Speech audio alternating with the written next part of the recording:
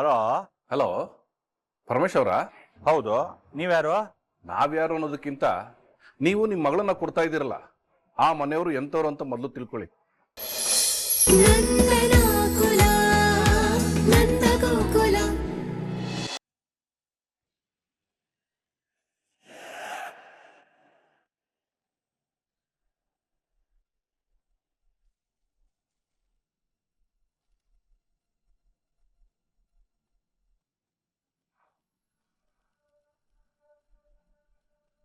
ಗಿರ್ಜಾ, ಬೇಗ ಬಾ.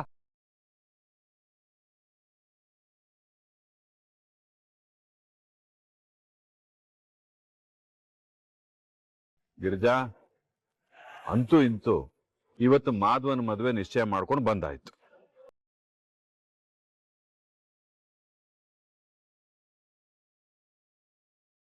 ತುಂಬಾ ಜನ ಈ ನಂದನ್ಗೆ ಮಕ್ಕಳ ಮದುವೆ ಮಾಡಕ್ ಆಗಲ್ಲ ಅಂತ ಹೇಳ್ತಾ ಇದ್ರು. ಈಗೇನ್ ಹೇಳ್ತಾರೋ?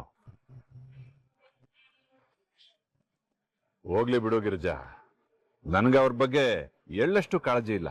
ಅದನ್ನ ನನ್ನ ಮಾಧವನ್ ಮದ್ವೆ ಧಾಮ್ ಧೂಮ್ ಅಂತ ನಡಿಬೇಕು. ಊರ್ನವರೆಲ್ಲ ಕರಿಬೇಕು ನಂಗೆ. ಕೇಶವ, ಯಾರ್ಯಾರ್ಗೆ ಇನ್ವಿಟೇಷನ್ ಕೊಡ್ಬೇಕು ಒಂದ್ ಪಟ್ಟಿ ಮಾಡಿಡ್ಬೇಕು. ಸರಿಯಪ್ಪ. ಯಾರ್ದಾರ ಹೆಸರು ಬಿಟ್ಟೆ ಬೈಸ್ಕೋತೀಯ ನೀನು. ಅಪ್ಪ, ನಮ್ಮ ಮನೆಗೆ ತರಕಾರಿ ಮಾರೋ ಶಿವಣ್ಣನು ಕರಿತೀನಿ. ಹಾಗೆ ಕೇಶವ, ನಂದು ಮತ್ತೆ ಅತ್ತೆದು ಬ್ಲೌಸ್ ಅಲ್ಲಿ ಕೊಡ್ತಾರ ಟೈಲರ್ ಅಂಕಲ್, ಅವ್ರನ್ನು ಕರಿಬೇಕು, ಮಿಸ್ ಮಾಡಬಾರ್ದು. ಕರಿಯೋಣ ಮೀನಾ, ಕರಿಯೋಣ. ನಮ್ಮ ಮನೆಗೆ ಡೈಲಿ ನ್ಯೂಸ್ ಪೇಪರ್ ಆಗ್ತಾನಲ್ಲ ಗಿರೀಶ, ಅವನಿಂದ ಹಿಡಿದು ನಮ್ಮ ಅಂಗಡಿಗೆ ತೆಂಗಿನಕಾಯಿ ಸಪ್ಲೈ ಮಾಡ್ತಾರಲ್ಲ ಮೀನನಾಥ, ಅವ್ರನ್ನು ಕರಿಯೋಣ. ಅಷ್ಟೇ ಯಾಕೆ, ಆ ಸೂರ್ಯ ಚಂದ್ರ ನಕ್ಷತ್ರ ಎಲ್ರನ್ನೂ ಕರಿಯೋಣ. ಕೇಶವ, ಮೀನಾ ಸುಮ್ಮನಿರೋ. ಅಪ್ಪ, ನಾನು ನನ್ನ ಫ್ರೆಂಡ್ಸು ಟೀಚರ್ಸು ಎಲ್ರನ್ನೂ ಕರಿತೀನಪ್ಪ. ಕರಿ ಮಗಳೇ, ಅದರಲ್ಲೆಲ್ಲ ಚೌಕಾಸಿನೇ ಇಲ್ಲ. ನಂದ ಗೋಕುಲದಲ್ಲಿ ಮದ್ವೆ ಅಂದ್ರೆ ಏನ್ ಸುಮ್ನೆನಾ? ಜನ ತುಂಬಿ ತುಳುಕ್ತಾ ಇರ್ಬೇಕು. ಕೇಶವ, ಇವತ್ತೇ ಪ್ರಶ್ನವನ ಹತ್ರ ಹೋಗಿ ಇನ್ವಿಟೇಷನ್ಗೆ ಆರ್ಡರ್ ಕೊಡ್ಬೇಕು. ಹ್ಞೂ ಅಪ್ಪ, ಖಂಡಿತ ಕೊಡ್ತೀನಿ. ಇನ್ವಿಟೇಷನ್ ಬಂದ್ಮೇಲೆ ನಾನೇ ಖುದ್ದಾಗಿ ಎಲ್ರ ಮನೆಗೂ ಹೋಗಿ ಕೊಟ್ಟು ಬರ್ತೀನಿ. ಕೆಲವ್ರು ಯಾವಾಗ್ಲೂ ನನ್ನ ಹೀಯಾಳಿಸ್ತಾ ಇರ್ತಾರೆ, ನಮ್ಮನೆ ಶುಭ ಕಾರ್ಯ ಹಾಳು ಮಾಡ್ದೆ, ನಮ್ಮನೆ ಶುಭ ಕಾರ್ಯ ಹಾಳು ಮಾಡ್ದೆ ಅಂತ. ಅವರು ಮರ್ತೋಗಿರ್ಬೇಕು, ನನ್ನ ಮೊಮ್ಮಗು ನಾಮಕರಣ ಹಾಳು ಮಾಡಿದ್ದೆ ಅವರು. ಹಳೆ ದ್ವೇಷ ರೋಷ ಎಲ್ಲ ಮನ್ಸಲ್ಲಿ ಇಟ್ಕೊಂಡು ಈಗ ಮಾಧವನ ಮದುವೆ ನಿಲ್ಸಕ್ಕೆ ಅವ್ರು ಯೋಚನೆ ಮಾಡ್ತಾ ಇರ್ಬೋದು. ನಾನು ಅದ್ರ ಬಗ್ಗೆ ತಲೆ ಕೆಡಿಸ್ಕೊಳ್ಳಲ್ಲ ಗಿರಿಜಾ. ಯಾಕೆ ಅಂದ್ರೆ ಈ ಮದುವೆನ ಯಾರು ನಿಲ್ಸಕ್ಕಾಗೋದಿಲ್ಲ.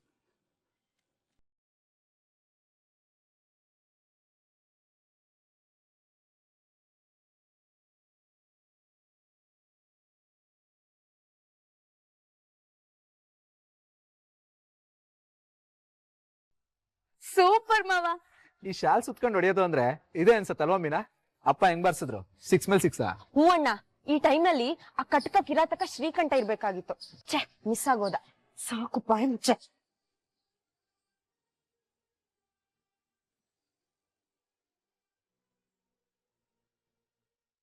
ಅಯ್ಯೋ ದೇವ್ರೆ, ಇವ್ರಿಂತ ಹೊತ್ನಲ್ಲಿ ಇವ್ರನ್ನ ಯಾಕೆ ಎದುರು ಹಾಕೊಂಡ್ರು?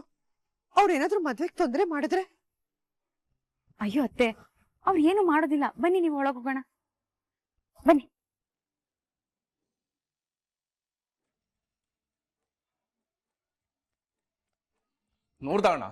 ನೋಡ್ದ ನಂದನ್ನ ಇಷ್ಟು ದಿವಸ ನಾವು ಅವನಿಗೆ ಏನು ಕೇಳಿ ಬಯಸೋದು ಬೇಡ ಅಂತ ಸುಮ್ಮನೆ ಇದ್ರೆ ಇವತ್ತು ಎಷ್ಟು ಉಸ್ಬಿಟ ಅಂತ. ಇದಕ್ಕೇನ್ ಹೇಳ್ತೀಯ? ಇಷ್ಟು ದಿನ ನಮ್ಮ ಮನೇಲಿ ಮದುವೆ ಮುರಿದು ಬಿದ್ದಂಗೆ ಯಾರ ಮೇಲೂ ಆಗಬಾರ್ದು. ಹೆಣ್ಣು ಹೆತ್ತವರು ಕಣ್ಣೀರು ಹಾಕಬಾರ್ದು, ಒಂದು ಹುಡುಗಿ ಜೀವನ ಹಾಳಾಗಬಾರ್ದು ಅಂತ ಸುಮ್ಮನಿದ್ದೆ. ನಮ್ಮ ಮನೆ ನೆಮ್ಮದಿನ ಹಾಳು ಮಾಡಿ ಒಂಚೂರು ಪಾಪ ಪ್ರಜ್ಞೆ ಇಲ್ದೆ ಆ ನಂದ ನಮ್ಮನ್ನೇ ಉರಿಸ್ತಾ ಇದ್ನಲ್ಲ. ಇನ್ನು ನಾನು ನಿನ್ನ ತಡೆಯೋದಿಲ್ಲ ಚಂದ್ರು. ಅಣ್ಣ, ಈ ಸೂರ್ಯನ ಊರಿನ ತಡೆಯೋ ತಾಕತ್ತು ಆ ನಂದನಿಗಿದೆಯಾ ಅಂತ ನಾನು ನೋಡ್ಬೇಕು. ಆ ಹುಡುಗಿ ಯಾರ ಮಗಳು ಅಂತ ಗೊತ್ತಾಯ್ತಾ? ವಿಚಾರಿಸ್ದೆ ಅಣ್ಣ, ಅವರ ಪರಮೇಶ್ ಅಂತೆ. ಅವನ ನಂಬರು ತಗೊಂಡಿದ್ದೀನಿ. ಅವನ್ ಈಗಲೇ ಫೋನ್ ಮಾಡು. ಆ ನಂದ ಇಷ್ಟು ದಿವಸ ಎದ್ದೆ ಉಬ್ಬಿಸ್ಕೊಂಡು ಮುಂದೆ ಮಾತಾಡ್ತಾ ಇದ್ನಲ್ಲ, ಈಗ ನಮ್ಮ ಮುಂದೆ ತಲೆನೇ ಎತ್ತಬಾರ್ದು. ಹಾಗೆ ಮಾಡು.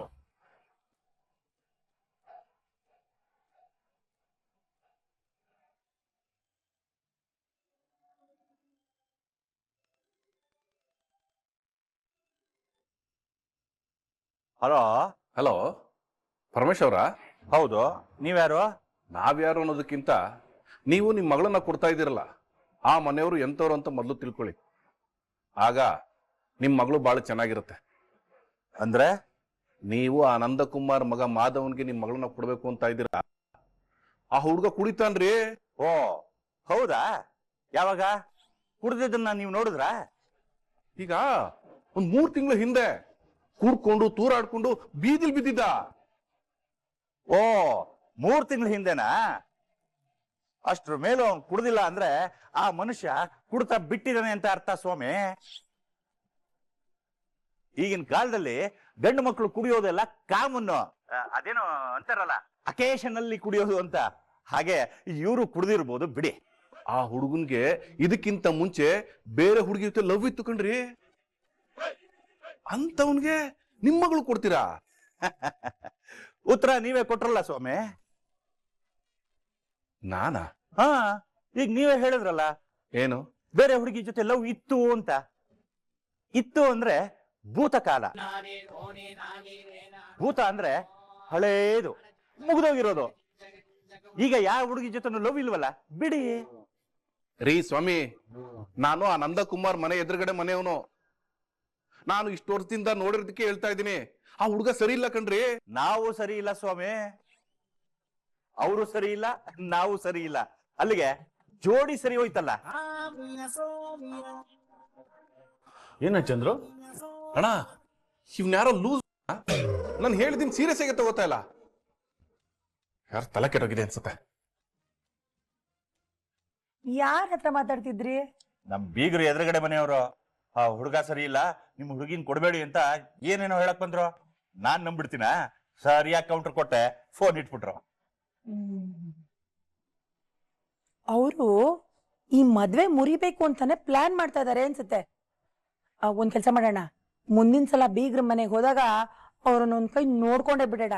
ಏನಂತೀರಾ? ಹಾ.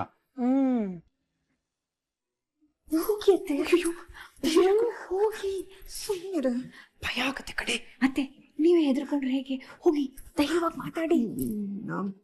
ಹೋಗಿ ಅಂದೆ, ಹೋಗಿ.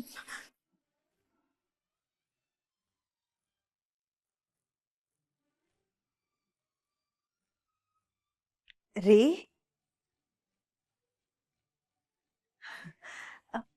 ಏನ್ ಮಾಡ್ತಾ ಇದ್ದೀರಾ? ಕಾಣ್ತಾ ಇಲ್ವಾ?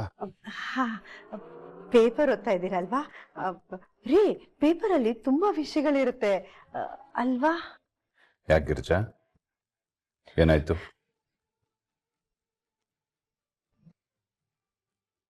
ಏನೋ ಕೇಳಕ್ ಬಂದಿದ್ಯಾ, ಅದಕ್ಕೆ ಪೀಠಕ್ಕೆ ಹಾಕ್ತಾ ಇದೀಯಾ?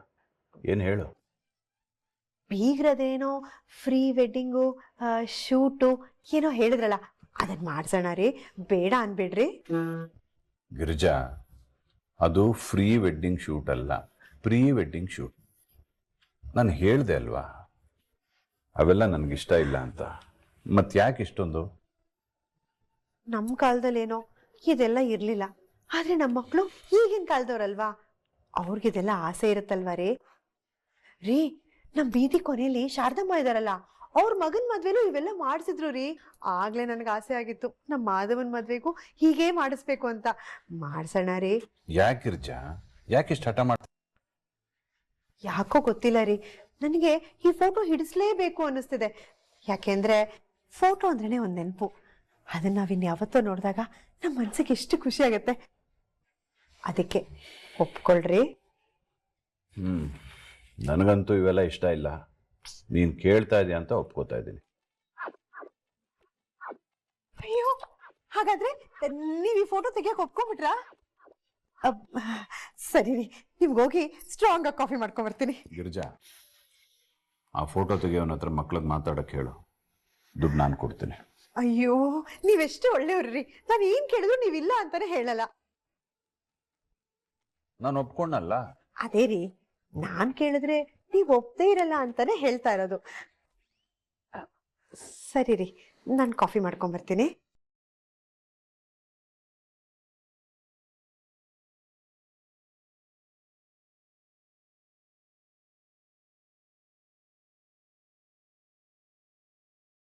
ಈ ವಿಷಯನ ಪ್ರಿಯಾ ಅವ್ರಿಗೆ ಹೇಳಿದ್ರೆ ಅವ್ರು ತುಂಬಾ ಖುಷಿ ಪಡ್ತಾರೆ.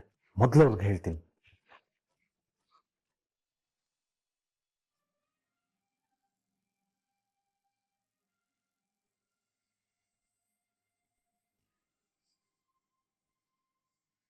ಅತ್ತೆ, ಅಮ್ಮೋ, ಇಷ್ಟೊತ್ತಾಯ್ತಲ್ಲ, ಯಾಕಿನ್ನೂ ನಿದ್ದೆ ಮಾಡಿಲ್ಲ? ಏನಾದ್ರೂ ಬೇಕಿತ್ತಾ?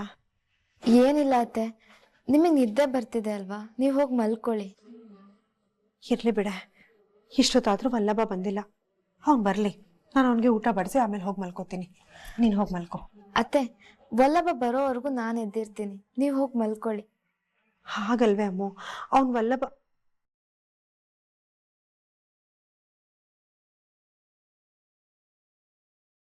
ಹೌದಮ್ಮ, ನನಗೂ ತುಂಬಾ ನಿದ್ದೆ ಬರ್ತಿದೆ, ನಾನು ಹೋಗಿ ಮಲ್ಕೋತೀನಿ. ವಲ್ಲಭ ಬಂದ್ರೆ ನೀವು ಅವನಿಗೆ ಊಟ ಬಡಿಸಿ ಚೆನ್ನಾಗಿ ಮಾತಾಡಿಸಿ ಆಮೇಲೆ ನಿದ್ದೆ ಮಾಡಿ. ಹಾ ಸರಿ ಅತ್ತೆ.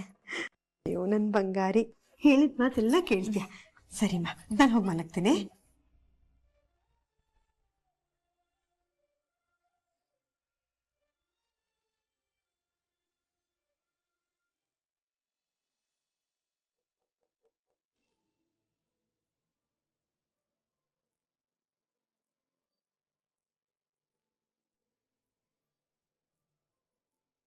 ಏಯ್, ನೀನೇನೆ ದೆವ್ವ ತರ ಹಿಂಗ್ ನಿಂತಿದ್ಯಾ? ನಿನಗೋಸ್ಕರನೇ ಕಾಯ್ತಾ ಇದ್ದೆ. ನೀನಾ? ಅಮ್ಮ ಇಲ್ಲಿ? ಅತ್ತೆಗೆ ಮಲ್ಕೊಳ್ಳಿ ಅಂತ ನಾನೇ ಹೇಳ್ದೆ. ನೀನ್ ಫ್ರೆಶ್ ಅಪ್ ಆಗ್ ಬಾ, ನಾನು ಊಟ ಬಡಿಸ್ತೀನಿ. ಅದೆಲ್ಲ ಏನು ಬೇಡ, ನಾನೇ ಬಡ್ಸ್ಕೊಳ್ತೀನಿ. ಪರವಾಗಿಲ್ಲ, ನಿನಗ್ ಬಡಿಸ್ಬಿಟ್ಟೆ ನಾನು ಮಲ್ಕೊಳ್ತೀನಿ.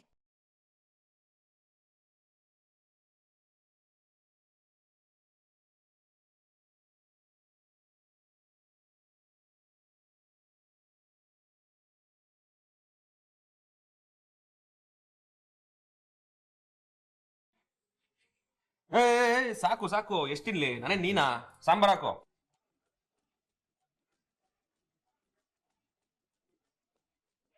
ಸಾಕು.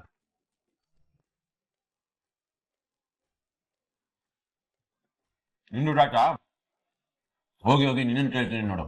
ಮೊದಲೇ ತಿಂಡಿ ಪೋತಿ, ಒಂದು ಕುಕ್ಕರ್ಗೆ 1 ಲೀಟರ್ ತುಪ್ಪ ಹಾಕೊಂಡು ತಿಂದಿರ್ತೀಯ, ಮತ್ತೆ ನನಗೆ ಹೊಟ್ಟೆ ಹಸಿವಾಗ್ತಿದೆ ಅಂತ ತಿಂಡಿ ಪೋತಿ ನೀನು.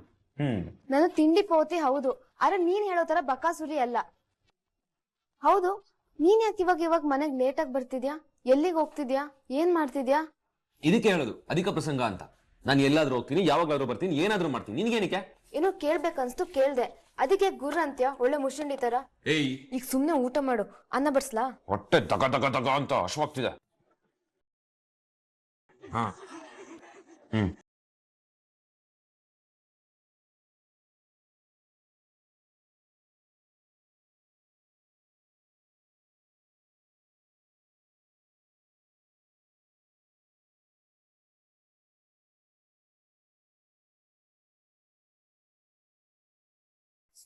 ಪರವಾಗಿಲ್ಲ, ನೀನ್ ಹೋಗಿ ಮಲ್ಕೋ, ನಾನು ಎತ್ತಿರ್ತೀನಿ.